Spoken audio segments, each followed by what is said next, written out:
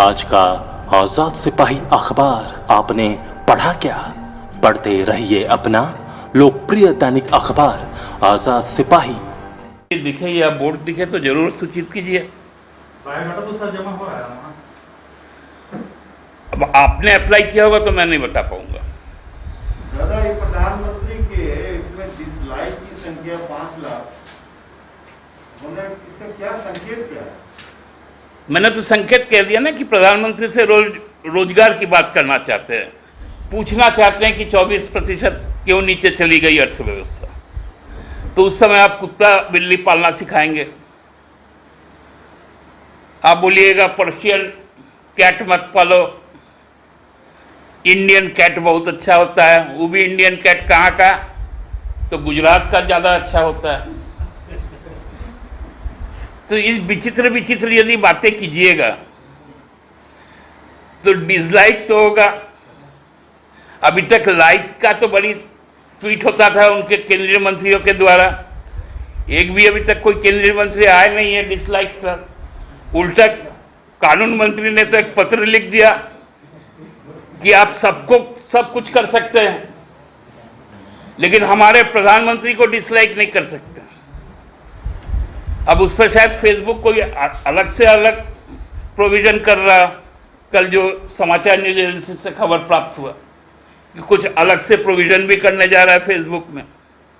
तो अभी बहुत समय आएगा। अभी देखिए, ये देश बहुत सारे सम्राटों को देखा है, राजाओं को देखा है, उनके घमंड को भी देखा है और उनके घमंड को चूर होते हुए भी देखा है। क्या लगता है दादा कि जो डिसलाइक हो रहा है कहीं ना कहीं प्रधानमंत्री की लोकप्रियता जो है कम होती जा रही है क्या? मैं कैसे बोलूं? मैं प्रधानमंत्री के विषय में नहीं, मैं भारतीय जनता पार्टी के जो नेता हैं उनकी लोकप्रियता अब घट रही है। भाजपा विधायक ने कहा है कि पिछले 6 महीने में भूखल जो घाटी है उसके परिजन की बहुत गंभीर लोग आपकी उस समय सरकार जो थी भाजपा की, तो आपने मांग उठाई थी, लेकिन आज में आपने जबरदस्ती इस राज्य पर 5,534 करोड़ रुपए का ऋण लाद दिया। आज के दिन में राज्य का जो 3.5 करोड़ आबादी है, सब पर लगभग 24,000 करोड़ रुपए सबके सर पर लोन है। कौन है इसके लिए जिम्मेवार? यह आज बताना पड़ेगा। कल माननीय मुख्यमंत्री हेमंत जी ने जिन बातों को कहा, चाहे शेष के संबंध में, चाहे हमारे प्राप्तियों के संबंध में, भारतीय जनता पार्टी के नेता जो नए नए नेता बने हैं भाजपा के, श्री बाबूलाल मरांडी जी, आज उन्होंने कहा कि उनको शायद नहीं मालूम था कि आज तक हमारे मुख्यमंत्री अर्थशास्त्री हैं। आपको तो बहुत कुछ नहीं मालूम बाबूलाल जी। आपको बता दे, माल हमारा खेल तुम्हारा यह नहीं चलेगा, ये हम लोग चलने नहीं देंगे। हम लोग का पैसा यदि हमको नहीं मिला, आप दूसरे राज्यों में, भाजपा के राज्यों में रेल की परियोजनाएं पे काम करते हैं, वहां राज्य सरकार का पैसा इन्वेस्ट नहीं होता है। पिछले दिनों महाराष्ट्र में बुलेट ट्रेन के नाम पर, चाहे जब भाजपा की सरकार थी, चाहे मेट्रो के नाम पर, आज कर्नाटका में मेट्रो के नाम पर जो परियोजनाएं चल रही वो केंद्र सरकार की है। लेकिन हमारे यहाँ यदि रेल परियोजना चलनी चाहिए तो उसका 2/3 हमको देना पड़ेगा, जबकि पूरे राष्ट्र में जो सबसे बड़े राजस्व देने वाले जो 2 रेल मंडल है वो हमारे राज्य का है, एक चक्रधरपुर, दूसरा धनबाद, जो सबसे ज्यादा राजस्व देता है। उसके बाद भी हमको रेल में पैसा देना है, रोड में पैसा देना है। हम पैसा देने को भी तैयार हैं, लेकिन पहले मेरा बकाया पैसा तो लाइए। पिछले 5 वर्षों में रघुवर राज ने केवल शराब को सेंट्रलाइज कर 1000 करोड़ से भी ऊपर का राजस्व का घाटा किया। इससे तो आपका सीधा सीधा कटार हम लोगों के गर्दन पे आने वाला है।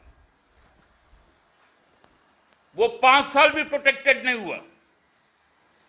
2 साल में ही आपने सब कुछ तबाह करके रख दिया। और विगत 2 वर्षों में हमारे स्टेट में जीएसटी का 18,000 करोड़ रुपए का घोटाला हुआ, जो कैग के रिपोर्ट में आया। ये 18,000 करोड़ रुपए भी हमको आने चाहिए थे। अभी हमारा जो पैसा मिलना है अप्रैल से लेकर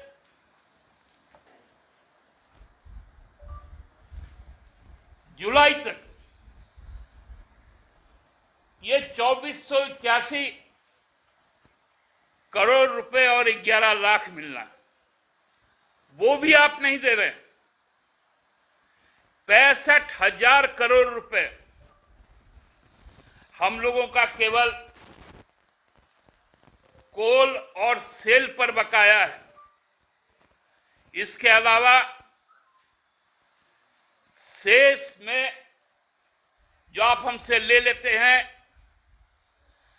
लगभग 24,000 करोड़ रुपए बाकी है। या यूं कहें, हम केंद्र सरकार से लगभग 1 लाख करोड़ रुपए पाते हैं। एवज में हमको मिलता कितना है? 0। कहा जाता है कि राज्य उधार ले ले आरबीआई से।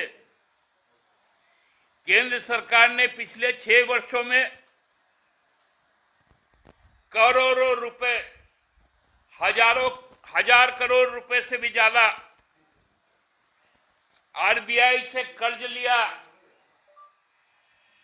बैंकों को स्ट्रेंथन करने के नाम पर नतीजा यही हुआ कि लोग कर्ज लेकर विदेश में भागे और आपका जीडीपी 24% नीचे जाता है और अदानी और अंबानी का जीडीपी 35% ऊपर जाता है। यही है डिफरेंस। इसलिए आप लोगों को आज बुलाना पड़ा कि राज्य आज जिस स्थिति में खड़ा है, राज्य के इस देश के संविधान में जो फेडरल सिस्टम है कि राज्य यदि कोई संकट में होगा तो केंद्र सरकार उसकी मदद करेगी। जो पिछड़े राज्य है, जो नॉर्थ ईस्ट के राज्य हैं, जो आइलैंड वगैरह हैं, जो यूनियन टेरिटरीज हैं, राज्य सरकार उनको स्पेशल पैकेज देती है। हम स्पेशल पैकेज नहीं मांगते। हम केवल और केवल अपने हक का पैसा मांगते। और अपने हक का पैसा मांगना कोई गुनाह नहीं है। आप लोगों को मालूम है, इस राज्य में 20 सांसद हैं, 14 लोकसभा के और 6 राज्यसभा के। 17 एनडीए फोल्डर में हैं, जिसमें 16 केवल बीजेपी के, जिसमें 2 कैबिनेट मंत्री तक है। उसके बाद भी इस राज्य की ये दुर्दशा के लिए जिम्मेवार कौन है? क्या हुआ ऐसा कि पिछले 6 महीने में आपने राज्य को अनदेखा करना शुरू कर दिया?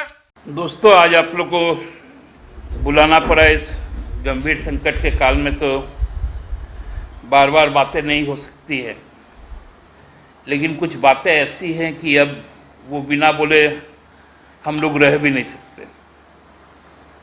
बड़ा कठिन दौर है। लोगों के पास में रोजगार नहीं है, लोग दाने दाने को तरस रहे हैं। केंद्र सरकार केवल और केवल अपने निहित स्वार्थ हित के लिए पूरे देश को, खासकर सीमित संसाधन वाले हमारे जैसे राज्य को समाप्त करने पर तुली हुई है। गंभीर आर्थिक संकट से हम लोग गुजर रहे हैं। जो भारतीय जनता पार्टी चाहे एनडीए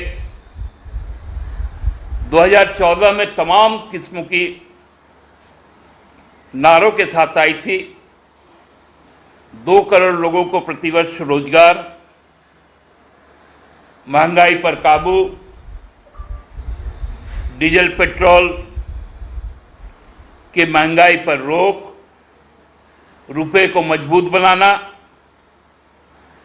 उन तमाम चीजों को समाप्त कर बेरोजगारी का, हाहाकार का एक ऐसा पहाड़, एक ऐसा अट्टालिका का निर्माण हुआ कि विगत जो एनओसे के द्वारा जो जीडीपी का रेट आया, हम लगभग 24% माइनस में चले गए। ये माइनस कब से शुरू हुआ? अप्रैल माह से जून के बीच। हम लोगों को याद है, अचानक से रात को 8 बजे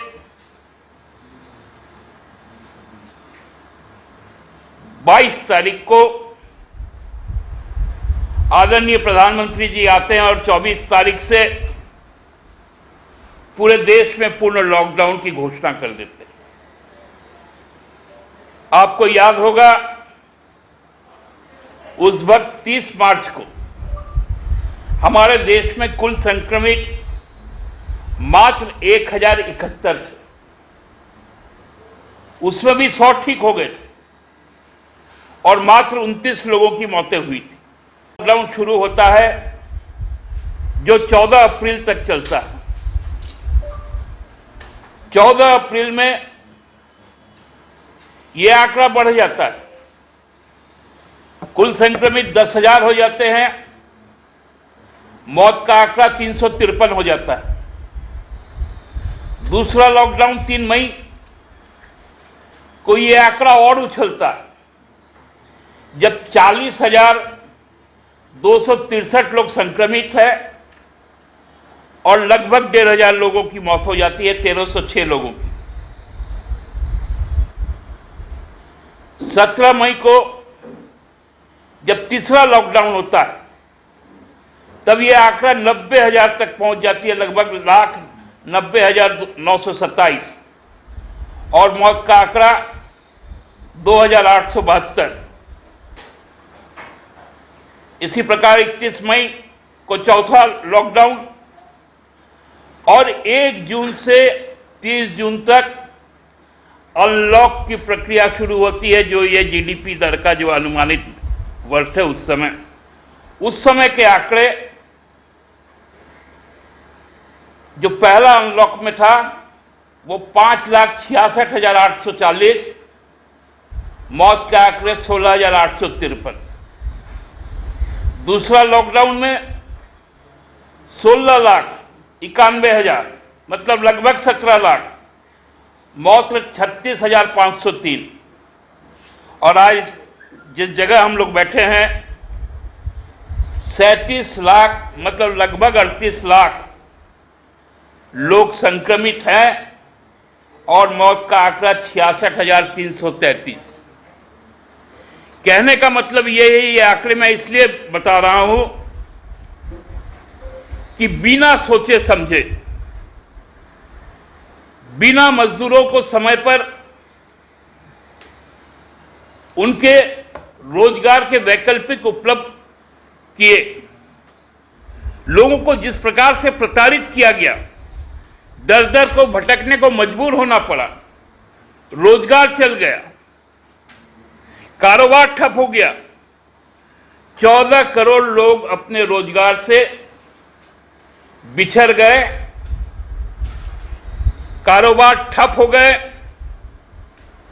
चाहे वो परिवहन का हो, चाहे वो होटल इंडस्ट्री हो, टूरिज्म का हो, या तमाम क्षेत्र भारी उद्योग का हो,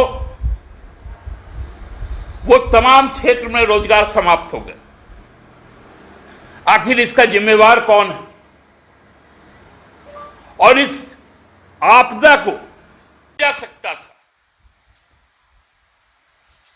जिसको एक योजनाबद्ध तरीके से हम लोग काम कर सकते थे। जब संख्या कम थी तब हम लोगों ने लॉकडाउन लगाया, जब संख्या बढ़ गई अनलॉक कर दिए। अजीब स्थिति है कि इसका कोई जवाबदेह नहीं है, और इससे सबसे ज्यादा घाटा यदि किसी को हुआ है तो हमारे राज्य झारखंड को हुआ है। कहा गया कि ये दैवी प्रकोप है, ये ईश्वर का अभिशाप है।